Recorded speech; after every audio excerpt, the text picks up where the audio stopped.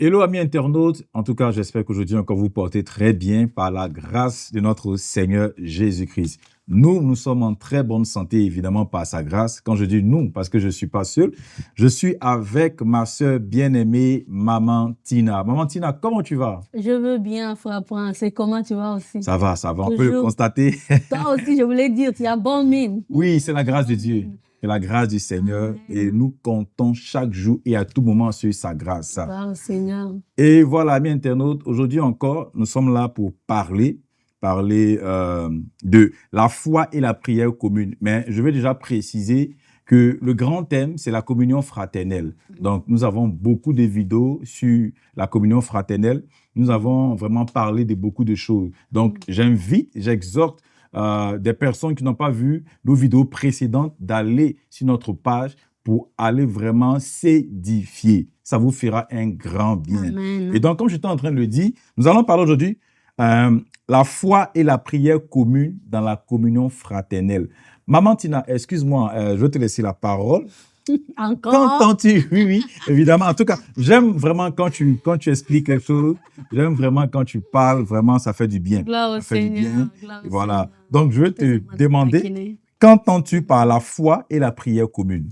Yes. Je bénis d'abord nos frères et nos sœurs qui nous suivent aujourd'hui. Vraiment, c'est la famille, quoi. C'est la famille. De la manière dont vous êtes bénis, nous aussi, nous sommes bénis par tout ce que nous sommes en train de dire ici. Frère Prince et moi.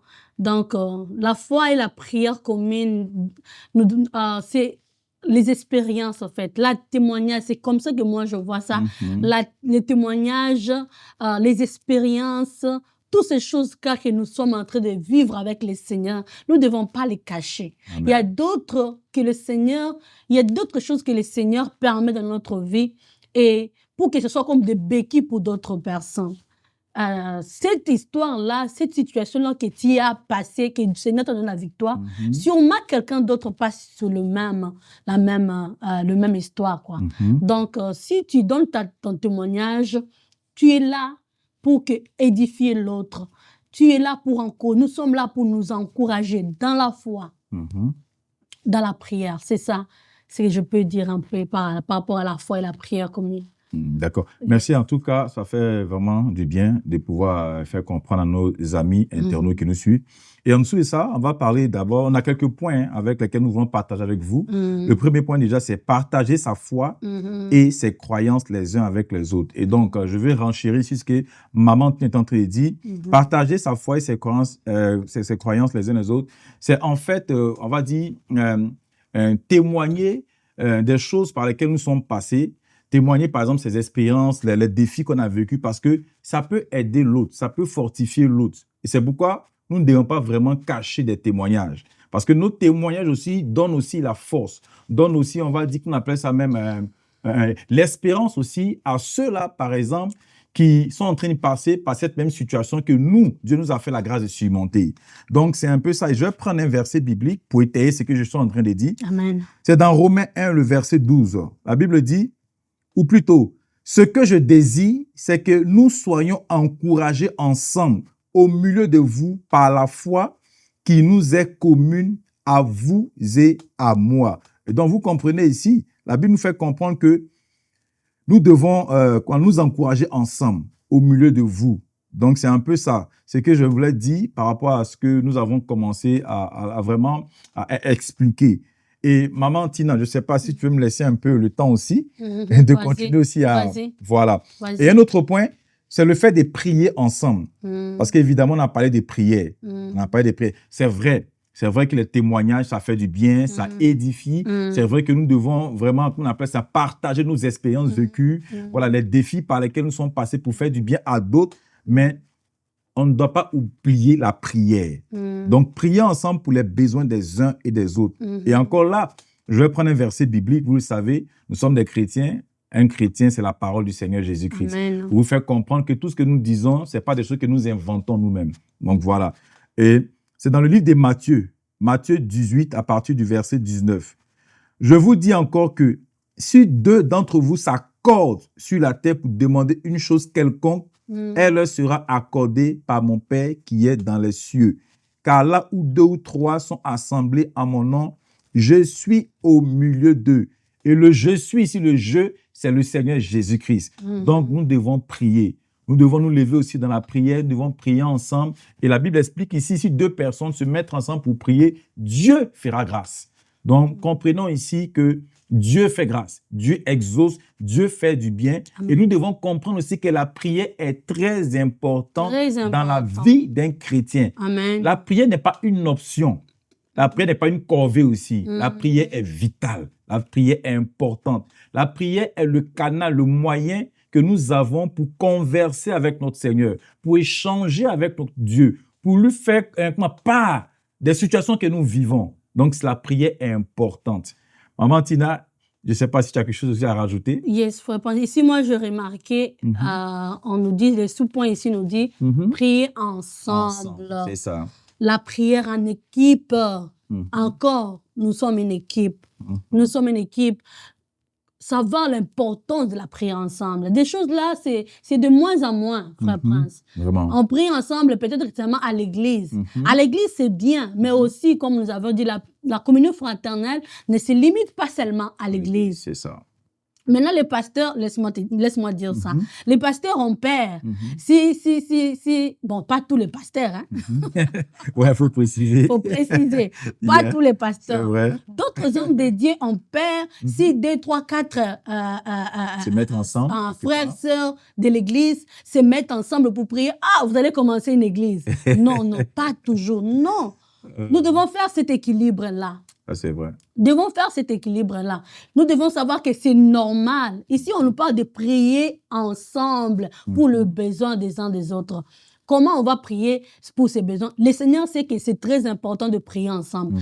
La prière, la Bible déclare que la prière où 2, 3 personnes s'accordent, cette prière a une très grande efficacité lorsque vous vous accordez.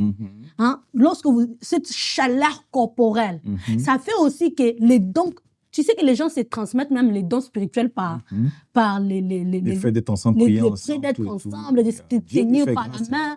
C'est très fort. Et ces choses-là, maintenant, c'est de moins en moins. Même dans nos églises, dans nos assemblées. C'est de moins en moins.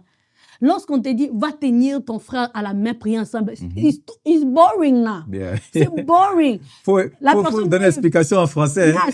Les autres trouvent ça des fois ennuyant. Les autres personnes mettent le visage comme ça. L'autre personne et tu as même peur de prononcer les mots. On te dit, prie pour l'autre. Tu n'as pas les mots pour prier pour l'autre. Donc, toutes ces choses-là, c'est très important. La Bible, la parole de Dieu reconnaît ces choses et nous encourage d'avoir des prières d'ensemble. Pourquoi pas se réunir? Frère Prince, en ces temps ici difficiles, en ces temps de la faim, l'ennemi combat l'Église, l'ennemi nous combat nous enfants, les enfants de Dieu. Il y aura les temps où il y aura les... Comment on appelle ça? Les termes, comment on appelle les termes ou la persécution. Ah, la persécution, oui. La persécution. Dans d'autres États, maintenant, on arrive ça. Nous devons être préparés en tant qu'Église, en tant qu'enfants de Dieu. Nous devons avoir les groupes de maisons.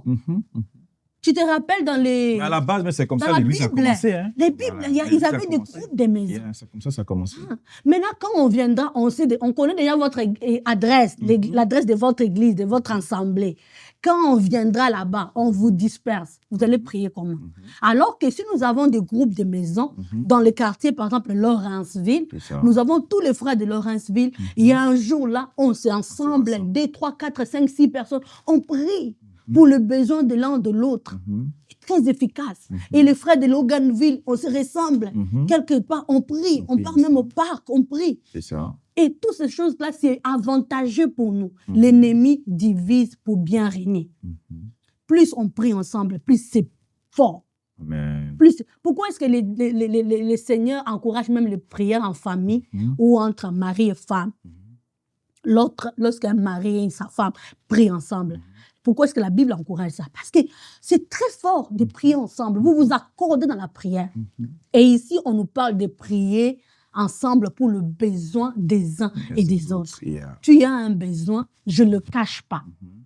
Arrêtons des cachotteries entre enfants de Dieu. Vraiment. Arrêtons des cachotteries. Tu es en train de mourir de ton côté avec un problème, alors que tu peux venir le partager. On se tient à la main, on prie, et ce problème-là, Dieu donne la solution. Dieu fait grâce. Oui. Parce que les grâces qui sont en moi et les grâces qui sont en toi sont différents. Peut-être que moi, la grâce que j'ai peut résoudre ce problème-là plus rapidement. Rapide, c'est ça. De façon rapide. Yeah. Peut-être que moi, j'ai les dons de... Comment on appelle les dons là? Peut-être la parole de connaissance. Oui, c'est ça. Et ton problème, c'est ça la solution. La solution, c'est ça. Tu m'en parles, Dieu m'inspire. Dieu révèle je te donne une parole. La solution ou la parole, il y a une parole qui va te... Mais l'ennemi ne veut pas que nous puissions profiter de l'un de l'autre. Les grâces que nous avons. Pourquoi nous avons des préjugés? Nous dit, ah, si j'ai dit mon problème, ils vont me voir comment. Non, ça c'est une arme du diable. Nous devons savoir combien nous mettre ensemble. J'ai beaucoup parlé. Non, pourquoi? Parle, mon frère. Non, mais tu peux parler à Mantina. Vraiment. Tu peux parler. Moi, si je me mets comme ça, on va aller jusqu'à... Donc, je te laisse la parole, mon frère. Je sais que tu as beaucoup de choses à dire. Ce que tu as dit, c'est vrai. Ce que tu as vu, nous devons vraiment... Et pour parler de la prière, l'apôtre Paul pouvait dire quelque part, je crois, dans 1 Thessaloniciens 5, le verset 17, priez sans cesse. Nous devons prier sans cesse. Amen. Et ce verset encore ressort, voilà, dans Jacques 5, le verset, c'est la Bible dit, Alléluia. Confessez donc vos péchés les uns aux autres et priez les uns pour les autres important. Afin que vous soyez guéris. Amen. Donc on voit ici que ce verset-là aussi ressort encore une fois pour parler de prière d'ensemble, pour vous faire comprendre que il y a des choses pour lesquelles on ne doit pas vraiment peut-être se cacher ou cacher ça à un frère ou à une sœur.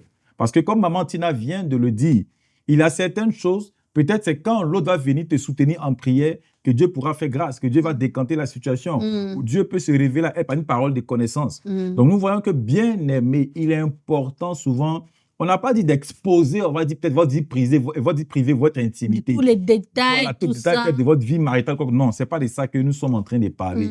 Mais c'est le fait de faire comprendre qu'on doit aussi s'ouvrir à un frère, très à une important. Sœur. Parce que même souvent, ce n'est pas souvent la prière même qui va faire les choses. Peut-être que le besoin, là, moi j'ai ça, ton besoin j'ai ça. Ou ce que je cherche, toi tu as la solution.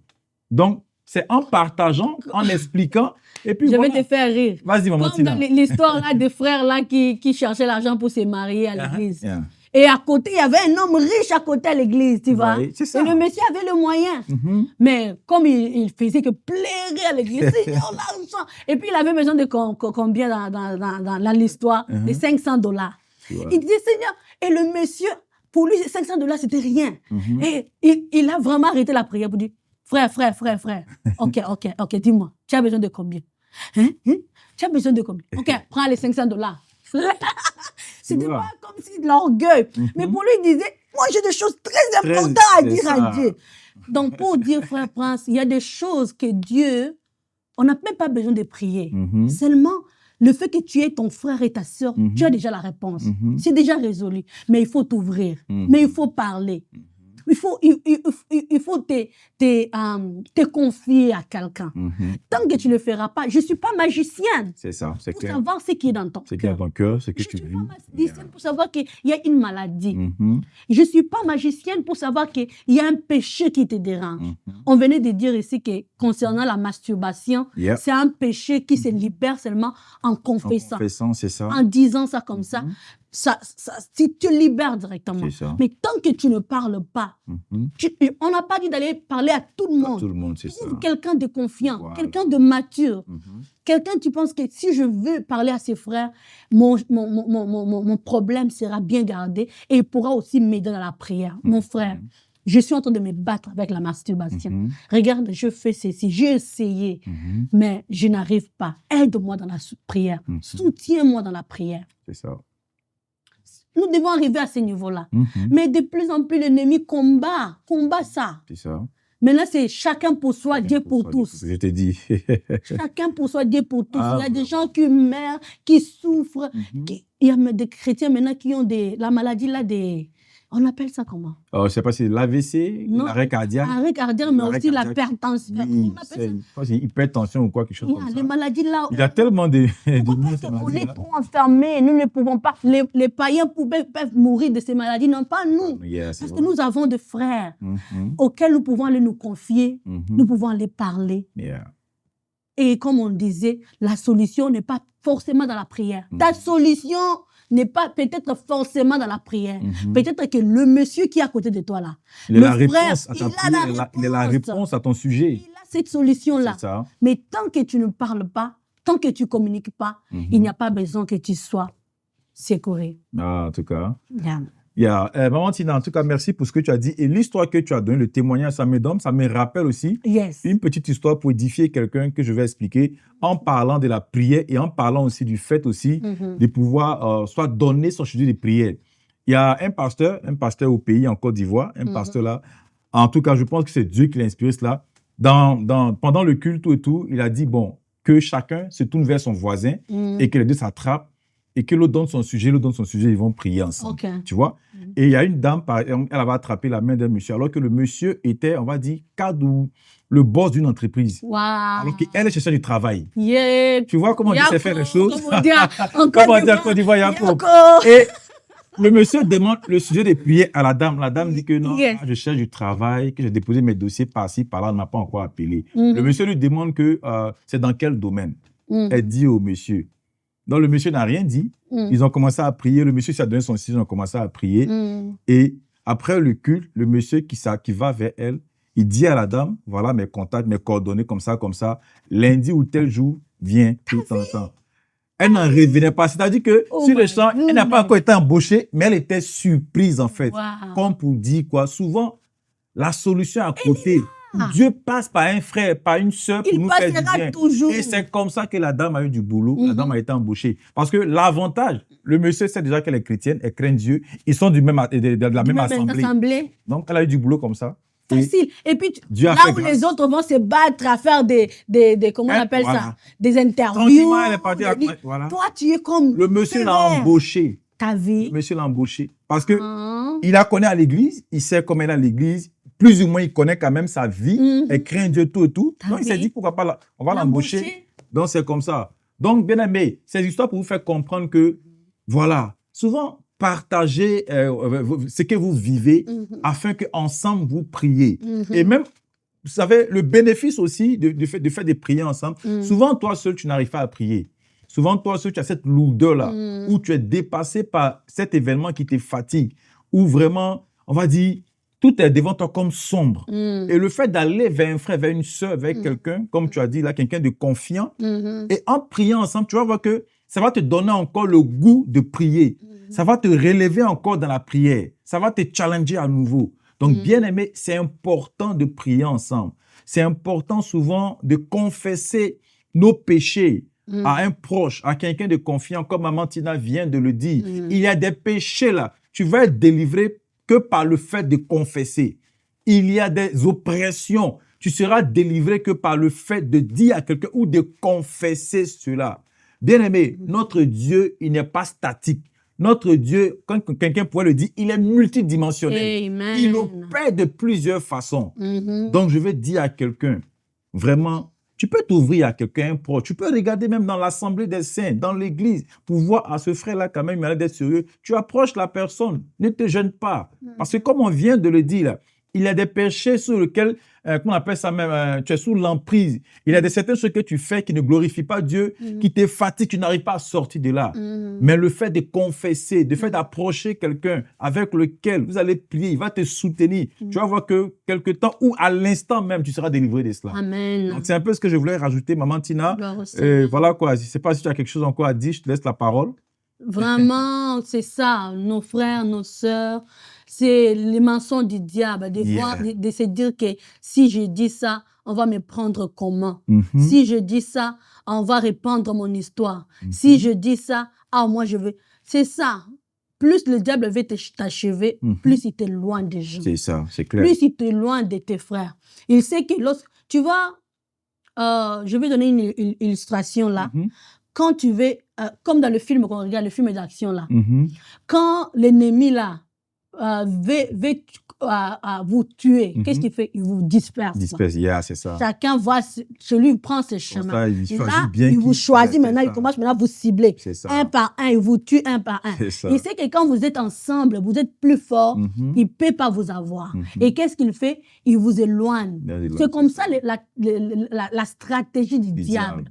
Il t'éloigne des autres. Il veut que tu sois de ton côté, que tu te renfermes sur toi-même, que tu t'ouvres pas aux autres, que tu parles pas de ton problème aux autres, que tu pries pas avec les autres. Tu es confortable si tu pries toi-même. Lorsque tu pries avec les autres, tu n'es pas confortable. C'est l'ennemi. C'est les stratégies du diable. La volonté de Dieu est que nous puissions être unis ensemble. Amen. Comme je disais, il a posé en nous, il a déposé en nous plutôt des dons et des talents qui est différent, qui nous diffèrent. Et plus on est ensemble, plus on est fort. Plus on est ensemble, plus on est capable de bénéficier de ces dons et de ces talents qu'il a placés en nous. Amen. Quel que soit par rapport à la prière, quel que soit par rapport au péché, quel que soit par rapport à l'exhortation, quel que soit par rapport à matériellement, financièrement, toutes ces choses-là, l'unité dans le corps du Christ. Amen. Nous parlons de cette unité, nous chantons de cette unité, mais nous le vivons rarement. Amen. Au milieu de nous. Que le Seigneur puisse nous aider. Amen.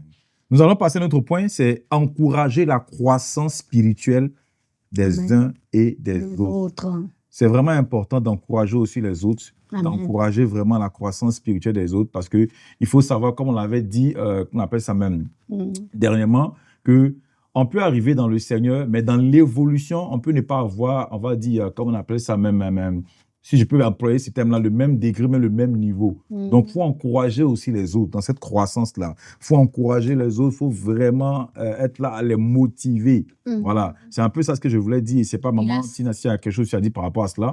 Encourager, ça veut dire aussi exhorter les autres. C'est bien. Encourager la croissance. Ici, on parle ici de la croissance spirituelle.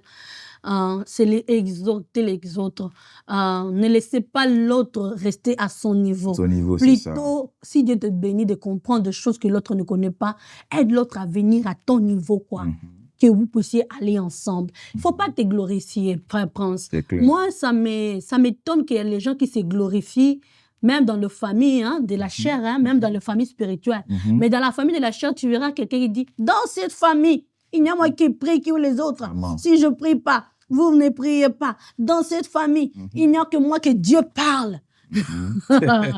Non, tu ne peux pas te glorifier de quelque chose comme ça. Ça doit plutôt te faire la peine de voir que c'est comme si tu es au front sel, quoi. Monsieur, c'est ça. Tu es front au sel, sel au front.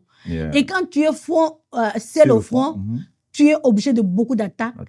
C'est trop dur pour toi. Tu portes trop de kilos, trop de poids sur toi.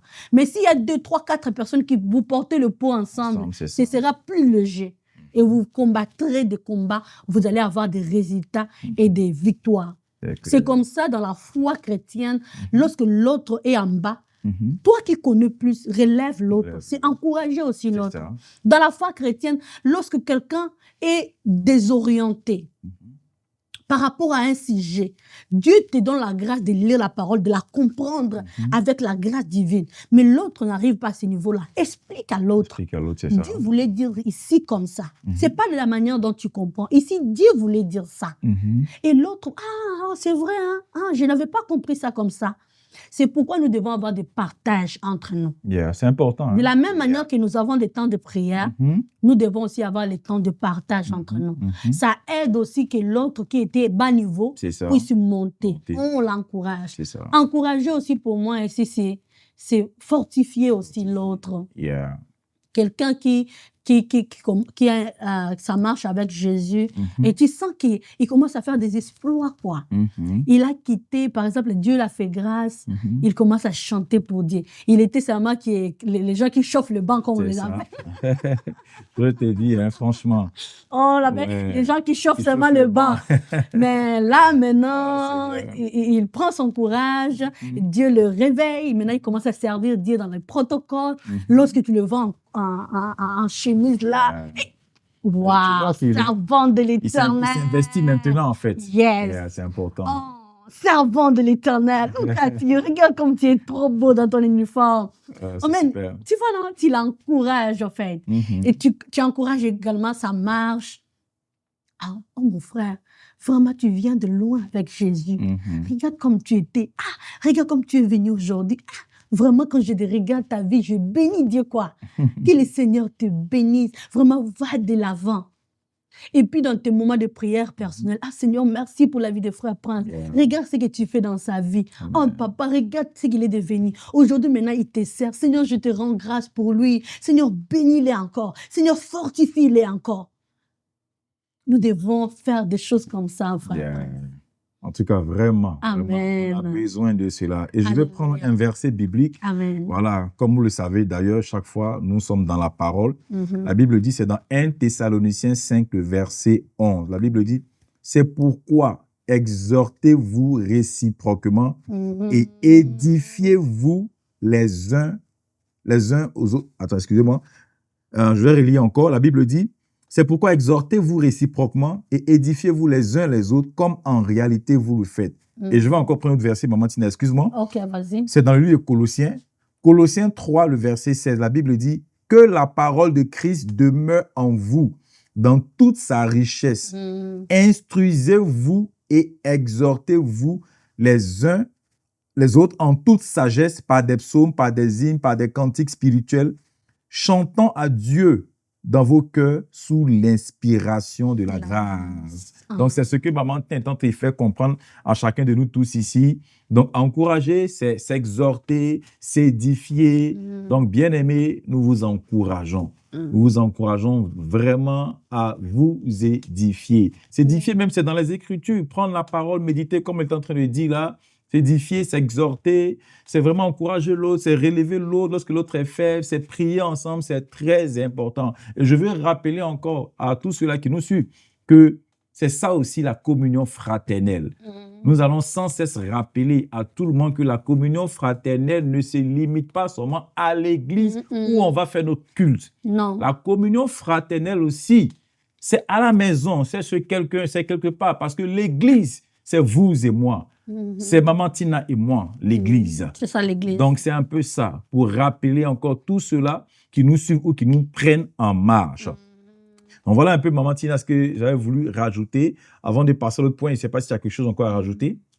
Oh, quand tu lisais ici, il y a quelque chose qui m'a frappé. Tu disais, tu peux reprendre encore le dernier verset. Le Colossiens, là. Yes. Colossiens 3, le verset 16. C'est que la parole de Christ demeure en vous dans toute sa richesse. Instruisez-vous et exhortez-vous les uns les autres en toute sagesse, par des psaumes, par des hymnes, par des cantiques spirituels, chantant à Dieu dans vos cœurs sous l'inspiration de la grâce. Amen. Amen. Yes. Tu veux que je lise encore? Non. C'est le mot instruire ici qui m'a tiqué. Instruisez-vous et exhortez-vous les uns les autres. S'instruire, c'est ça ce que je voulais dire là. Instruire l'autre, remonter le niveau de l'autre spirituellement, mais aussi dans la communion fraternelle, dans des choses aussi concrètes comme la nourriture. Oui. On va à l'église, il y a des mamans qui préparent bien, il y a des jeunes filles qui sont en train de struggle dans leur mariage. Avec la cuisine, par exemple. Dans l'église, entre nous, la communion fraternelle, nous devons avoir un cadre. Ou bien nous devons être capables de nous partager des choses comme ça. C'est ça. Par exemple, dans l'éducation des enfants. Tu es tombé sur quelque chose qui t'aide à bien éduquer tes enfants. Il y a un livre là que tu lis qui t'a béni. Un livre là qui t'aide maintenant à éduquer bien tes enfants. Partage ça aux autres. Il y a une cuisine là, il y a un repas là que tu fais bien. Partage ça aux autres. Il y a un business là que, tu vois, nous, je dois le dire, dans notre milieu congolais, plus quelqu'un a quelque chose de bien, plus il le cache pour que les autres ne le sachent pas. Plus il pense que si je le dis aux autres, ils vont être comme moi. Alors, comme je ne veux pas qu'ils soient comme moi, je vais les cacher afin qu'ils restent comme ça, que moi, je sois spécial, quoi. Moi, je sois spécial. Ça, c'est une manœuvre du diable. Yeah. Dans l'église, nous ne devons pas avoir de comportement. Laissons ça aux païens. Laissons ça, en tout cas, laissons ça aux païens. Vraiment. Nous, les enfants de Dieu, si tu as un tuyau là, tu as quelque part là, tu vas, on embauche les gens. Parle à ton frère.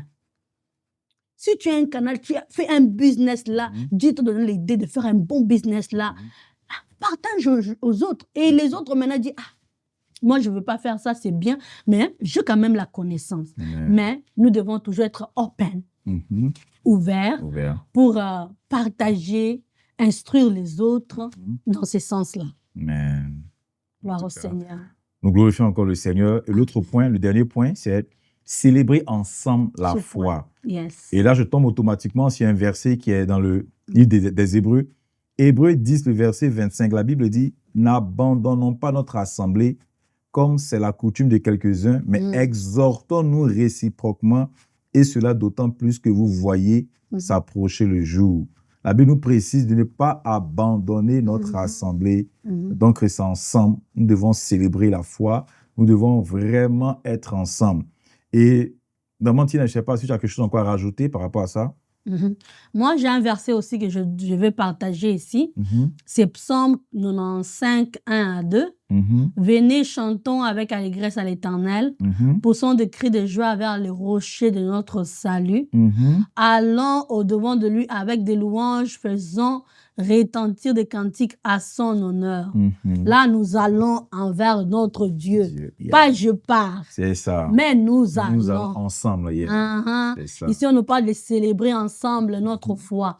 Ensemble, nous allons devant Dieu avec des cantiques à son honneur. Amen. Nous le célébrons, lui est que le rocher des âges. Amen. Ici, on nous parle seulement de célébrer ensemble la foi que nous avons en Christ, de faire valoir ça. C'est ça les termes, je le viens de dire. C'est ça. Valoir. Valoir, c'est ça. Bien de dit. Faire valoir ce que nous avons. Ce que nous avons. Parce qu'il y a un adage là qui dit que c'est celui qui n'a pas de coup, c'est celui qui n'a pas le coup connu l'importance de la chaînette. Ah, ok. Ah, vraiment, les gens avec les adages. Les adages africains. Les gens sont inspirés. La personne qui n'a pas de coup connaît l'importance de la chaînette. Mais des fois, la personne qui a le coup, il porte la chaînette, il ne connaît pas l'importance. Mais nous, les chrétiens, nous avons Jésus. Amen. Des fois, nous ne nous rendons pas compte comment le monde de ténèbres nous envie, comment des païens nous envient. I'm telling you, des païens nous envient. Ils se demandent, mais la joie qu'il dégage là, il vient d'où? Il vient d'où, c'est ça. Ce qui se passe dans ce monde. L'épidémie par-ci, la pauvreté par-là, la maladie par-là. Mais ces gens ici trouvent la joie comme ça, comment? Ils sont toujours joyeux, ils sourient. Mais c'est ce que nous avons, Jésus. C'est ça. Amen. C'est pourquoi j'aimerais profiter pour dire à quelqu'un qui ne connaît pas encore Dieu, tu ne sais pas qu'est-ce que tu rates. Tu ne sais pas qu'est-ce que tu rates, mon bien-aimé. Je t'encourage. Toi qui suis cette émission, tu n'as pas encore accepté Jésus dans ta vie comme Seigneur et Sauveur. Amen. Oh, qu'il est beau. Jésus est tellement bon. Il faut le faire, bien-aimé.